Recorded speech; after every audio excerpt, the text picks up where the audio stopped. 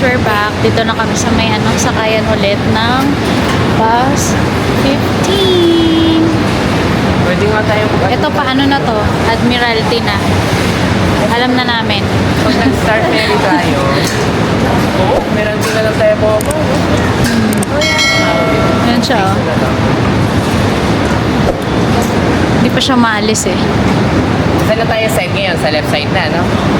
Wala namang tulog naman kayo. Nakanganga kayo lahat kanina eh. Like, lahat kayo nakanganga. Ikaw na videoan kita nakanganga. Ito nakasandal sa akin, nakanganga. Ito rin, si Mickey din, nakagano. Tayong apat. Natulog 3 a.m. ata. Oo, yung hiya naman.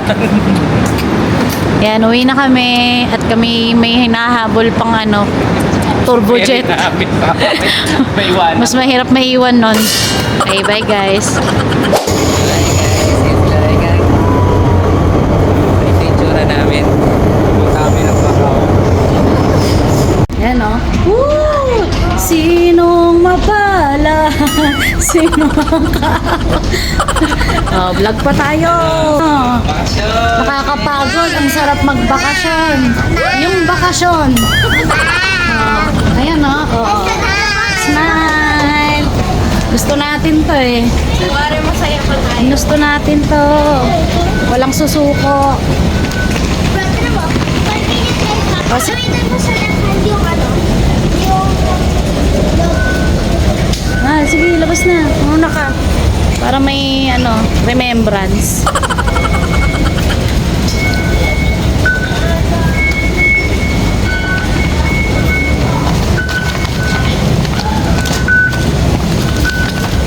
Oh, yeah. Hindi tayo dito. Hindi. Kala nyo di namin kaya to. Ito. Oh, ha? Kayang-kaya yan. Di tayo, diba? Guys, ito yung papunta doon. From Shongwen. Sige, lakad. Okay guys, so dito tayo sa exit D ng Shongwan. Ayan o, to Macau Ferry Terminal. Tingnan nyo yung pagdurusa namin guys. Ginusto namin to eh. Ayan si Tata, ayan si Ate Clay, ito si Ali. Smile! Yan, laki ng tulong nitong carrier as in. Hindi namin magagawa pa kung wala kaming carrier. Hindi sila tatay.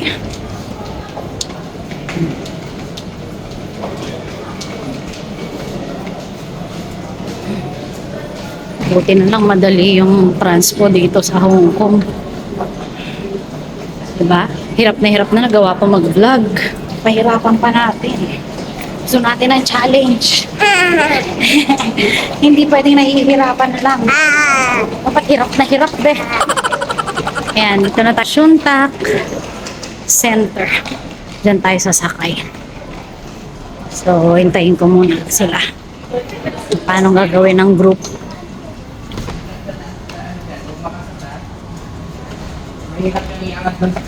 Ayan, so nandito tayo sa third floor ng Shuntak Center sa may Shongwan. Ayan, umakit kami dito sa third floor para i-claim yung ticket natin sa turbojet. So kailangan dito yung passport nyo tsaka yung boarding pass nyo. Nasa Hong Kong kayo nag-entry. Ay nahanap yung kay Ate Clay kasi kay Ate Clay lang yung walang boarding pass. Hey guys, nandito kami sa level 2 ng Shuntak Center sa may KFC.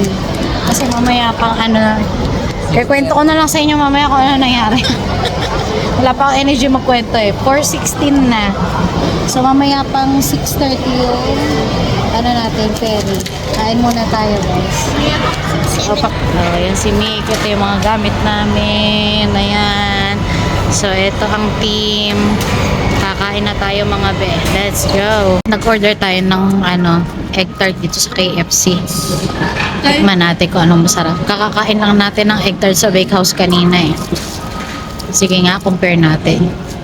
Kung sino magwawagi. Yan ba? Sumuko yung hagdan sa atin. Eh, Egg tart ni Mikmik. Ayan o. Egg tart. Iba natin yung face ni Mikmik. Egg tart. Egg tart. Medyo ko rin pagod talaga yung lasa ng egg tart. Masarap din. Sarap. sarap yan, sarap. Sarap din siya. Dami ka.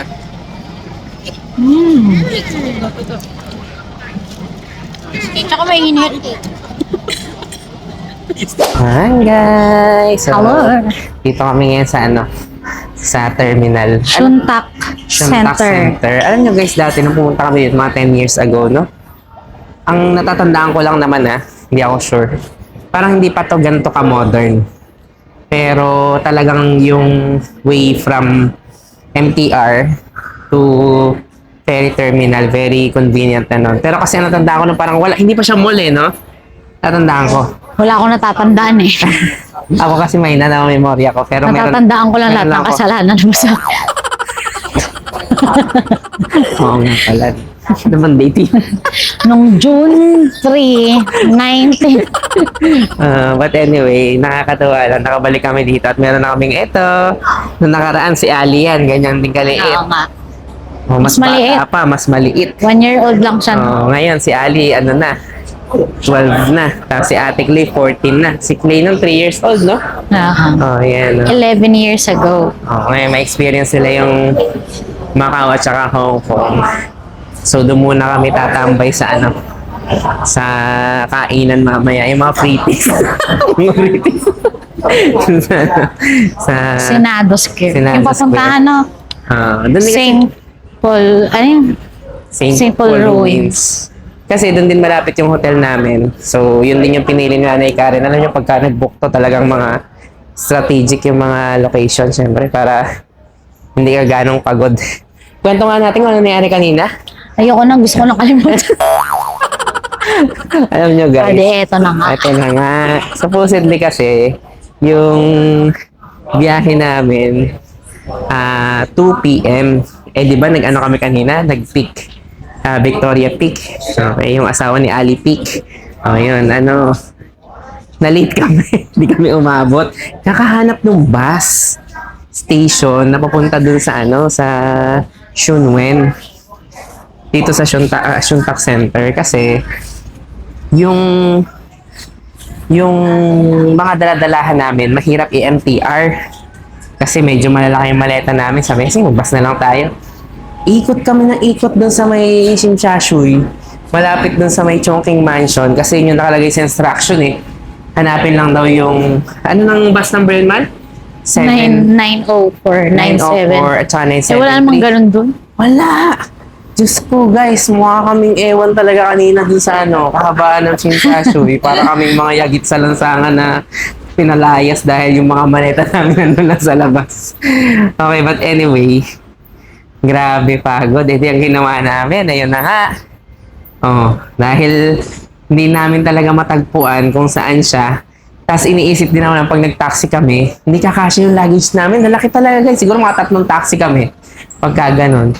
Hindi sayang naman din yung pamasahe namin. Magkano lang naman kapag nag-bus or train ka. Hindi nag-extra challenge kami. Nakita niyo naman yung mga video na Nanay Karen kanina. Pagdating nga namin dito, naghahanap ako ng hagdan Talagang inisa-isa naming iakyat, ibaba, akyat, baba, yung mga maleta namin. Ayun. Lumaki tuloy yung mga muscles ko, nabawasan yung taba ko. Tingnan nyo guys, lumit yung tiyan ko. Ay, umusli uli. Okay. So, ayun. Wala lang, na-share lang namin. Pero good thing naman, nakarebook din kami today. Kaya ito, chill-chill lang kami. Kasi 5 something pa lang. Pero Sumobra. 6:30 Ito, kwento kami ng kwento. Masobra na naman kami. May iwan na naman kami ng ferry. Okay. Ang dami tuloy namin gutom. Grabe. Pero ang sarap nung kinain natin, no? Kumain kami dito ng KFC. In fairness naman sa KFC dito, guys, hindi puro kanina yung Ewan ko ako, parang iba yung quality ng food nila. na nakain, halimbawa nakain na yun sa McDo, iba yung lasa ng chicken. Hindi ko alam kung dahil gutom lang kami Pero talagang malasa, kumbaga mas malinamnam, parang hindi tinipid. Pati yung yun, KFC kinainan namin, sarap. Kaya kumbaga nasa-satisfy yung taste buds mo. Ganun. O yan, ikaw sasabay mo sa biyahe natin ngayon. Okay. Yung nabukasin namin, free lang ngayon, free ferry.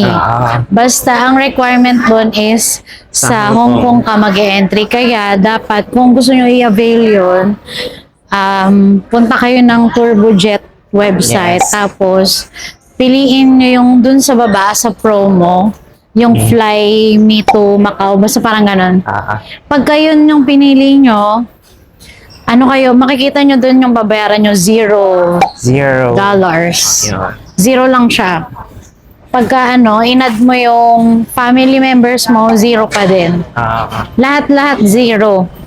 Basta i-apply nyo yung promo nila. Tapos, kapag i-claim nyo na yung ticket nyo, hahanapin yung boarding pass nyo. Okay, mahigpit dun guys Kasi pag wala yung boarding pass, hindi i-honor yung free ticket nyo. Kasi nga ang promo is kailangan sa Nag-enter Hong Kong kayo. ka nag-entry. Ayun, nag-entry. So, syempre, to prove na sa Hong Kong ka nag-entry, dapat may boarding pass ka. Yun. Okay. Kanina nga, munti ka na kasi si yung Clay, kanina, wala yung pala naipit lang dun sa papel. Syempre, limited lang yun guys Hindi yun talaga every Laging time may libre. available. Kaya kapag hindi naman kayo umabot doon, syempre mag-book na kayo gamit ang Klook. Okay, syempre para naman doon sa mga discounted price natin. Okay, gamitin na yung code namin, Team Amparo Klook. Hanapin nyo lang yung Turbojet from Hong Kong to Macau. Yes. Mag-avail na rin kayo ng eSIM. Yun, eSIM. Very Kasi helpful yan. ang maganda sa eSIM, hindi nyo na kailangan isoli. Yes. So Yes. kami, dalawa yung kinuha namin eSIM, tig-isa kami natikli kasi hindi pwede sa phone ni May ganun pala tatay. guys, i-check nyo yung yung model ng phone nyo. Parehas kami ng model ng phone ni Nanay Karen, pero yung manufacturing date magkaiba. So yung Tsaka kanya, yung Korean, yung kumbaga kung saan din galing na bansa. So magkaiba kami doon. So yung kay Nanay Karen gumana, sa akin hindi. Pero yung model ng phone iisa. Pero yung kumbaga yung date ng pagkagawa at saka kung saan galing bansa, nagmamatter pa rin yun. no. So yun din, pwede nyo rin yung bilhin sa Klook. So, mamaya pagdating doon, saan nga ba tayo papasyal? Sa Senado lang naman, no? St. Paul. Sa St. Tsaka Paul. lakad-lakad, ganon. Maliit lang naman ang Macau. Tsaka kami magre-register kami doon sa mga Casino. para may libreng pagkain tsaka tubig. Wala lang kami makain Charis. Okay, but anyway guys, sumama pa rin kayo dun sa tour namin para kung sakaling magkaroon kayo ng ganitong itinerary, pag nag-Hong Kong Macau kayo, maaaring may reference na kayo kung ano yung mga saktong pwede nyo daanan, o kaya pwede nyo sakyan. Tsaka pag family kayo, Yes. expect nyo na hindi 100% yung magagawa yung itinerary nyo. Lalo na pag may toddler. Oo. Yan, medyo kailangan kayo. Flexible. Yes, flexible. Kasi, katulad namin, pinag-switch namin yung punta namin day 1, day 2, ganon. Kasi nung biyahe namin dito, grabe talaga. Haggard na haggard kami. Dapat ang next itinerary namin nung Hiking. kinabukasan, mag-hike kami. Wala, hindi na namin tinuloy kasi, syempre, Adjust na lang, syempre. kawawa yung mga bata. Kung kami lang naman ni tatay, sanay naman kaming mahirapan sa buhay. Sanay kami sa pagod, sa hirap, sa pagdurusa. Huwag na natin ipasa sa Oo. Kami yung pambaragang kami Karen, pag gumawa kami itinerary, talagang jump pack yan.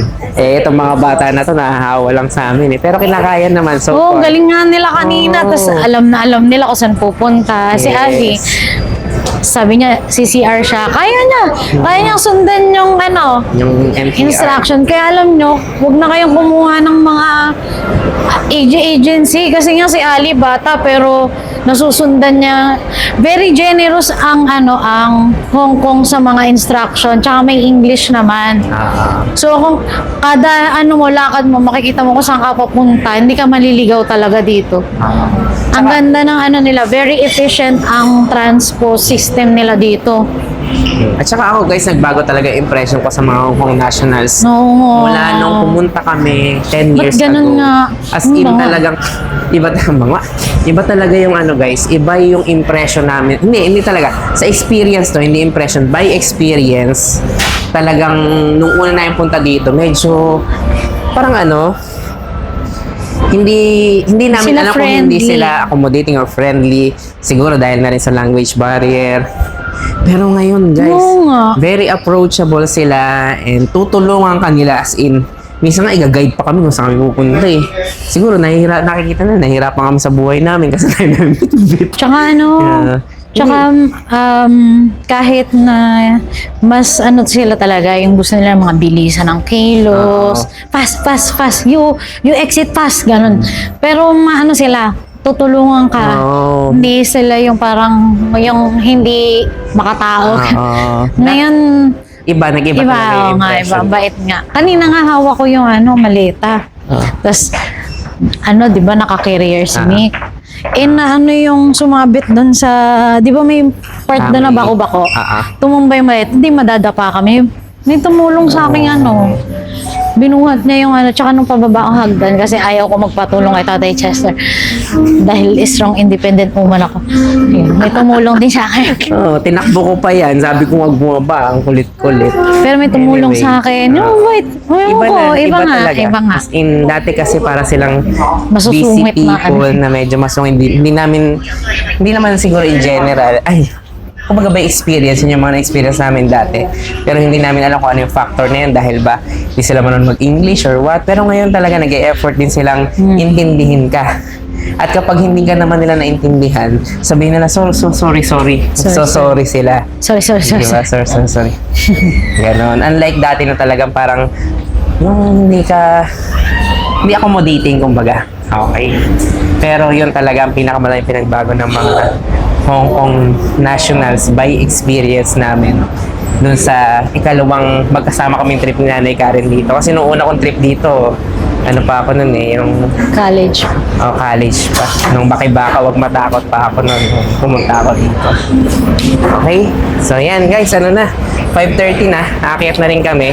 Kasi may Malilate immigration din dito. Mamaya, late pa naman kami sa immigration eh. Tara. Okay, let's go. Maya na si Ate Glesia kasi Ali. Okay, mga bata, ano ginagawa niyo? Nice. Tayo. Mag-immigration na tayo. Mag-check-in na tayo dun sa taas. Tara. Ayan guys, so nandito na kami ngayon sa Turbo Jet. Sa West Bridge pala to guys. Kasi yung East Bridge sa Kota yun. So dito ang boarding area na Turbo Jet. So dito kayo saka Sky Shuttle. Yung Sky Shuttle, helicopter yata yun papuntang Macau. So dito lang naman kami sa by sea. Okay, so ito na yung magiging entry point natin papuntang Macau. May immigration din sila dito guys. So bawal na rin alam kung dito, mag-film sa loob. So dito lang tayo hanggang sa labas. Okay guys, let's go! Okay guys, dito yung boarding gate. Pero yung mga may baby, sunod daw doon. Ayun, doon kayo pupunta. Ito guys, para dun sa may mga bata. So, para may special access na elevator. Okay guys, dito na kami sa may departure. D1 to. Dito kayo pupunta kung saan na kami napupunta guys. Naku, hindi matapos-tapos yung pagkaligaw namin ngayong araw na to. Pero ito mukhang nandito naman na kami. Nasa tamang lugar na kami. 6:30 yung namin ferry. Anong oras na ba? 6:19 na. Maaga pa naman. So may time pa tayong Pero ayun, natanong na ni tatay. Umiihi lang si Ate Clay kaya naghihintay kami dito. Okay guys, ito. Nakasakay na rin ako. Dahil pang aperya. Wala nyo, tapos na. Hindi pa. Okay, but anyway. Going to Macau na kami. Anong oras umalis, man? 18:35. 6:34 umalis. So, it's lang inantay. Pero at least may special access naman yung mga may baby, matatanda. Pero, may dalang luggage. Kasi pinadaan kami doon sa parang isang medyo maalon, no? Ramdam mo yung alon. Si Ate Clay nahihilo na. Nakaalis pa lang namin. Okay, see you mamaya guys sa Macau. Yan guys, may gawin kami ng konti sa oras ng biyahe. Medyo malakas yung araw. So yan, pagod kami. Tipo na. Okay, after 1 hour naman, ano oras sa ayan. 7:33. So, sakto isang oras, guys. Tulog na si Ali, tsaka si Ate Clay, si Mick din. So, hindi pa ko rin sa biyahe. So, si Ate Karen yan. So, bababa na rin kami.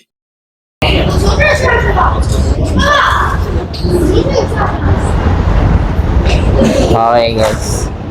Dito kami sa Macau ngayon. Alam niyo, tapos na adventure namin, ha? Ayan, nahanapin na. Anong bus na hanapin natin, Mal? Bus number? Hindi ko na alam. Ay, libre na ito.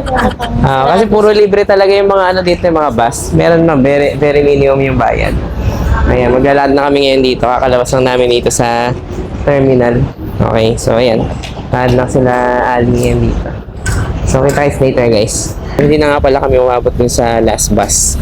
So, dito sa mga free shuttle bus, tatawid lang kayo mula dun sa Harbor Terminal. So, ngayon, ang gagawin namin, dahil hanggang 8 PM lang yung libre pasontang Senado Square, yung Grand Disco na service, mag-bus number 3 na lang kami.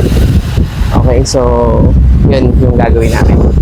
So, ito yun, tatawid kayo mula dito sa terminal, papunta rito. Ito yung mga free shuttle, iba't ibang mga hotel and casino. So, ito, nandito yung Londonair, Venetian, Galaxy. Okay guys, so nandito pa rin kami sa sa labas ng ferry. Ang sabi kasi ng napagtanungan ni Tatay Chester, naiwan na daw kami nung last na trip ng mga free shuttle. So, yun, wala naman kami ibang choice kundi mag-bus na yung may bayad na bus Pwede naman papunta sa mag-taxi. Senado Square. Pwede Or naman- mag-taxi. Mag-taxi na lang kaya tayo. So, lang daw yung limited na yung pwedeng sakay. Tapos, Mag-bus na lang tayo. mag-bus na lang tayo. Tara, mag-bus na lang Doon kami, naman guys. daw sa kanina pinuntahan na Oo. natin. Okay, tapos exact fare lang yung bayad kasi dito sila nasusukli. Oo. So, So, balik exact tayo fare, doon. hindi sila tumatanggap ng octopus dito. Kasi, Doon na tayo. May araw kanina doon yung mga public bus. Kung saan kami pumunta kanina. So, yun, babalik tayo doon. Balik tayo. Secure. Ayan guys, sumakay na kami ng bus number 3 papuntang Senado. Hulog na lang ng hulog ng pera.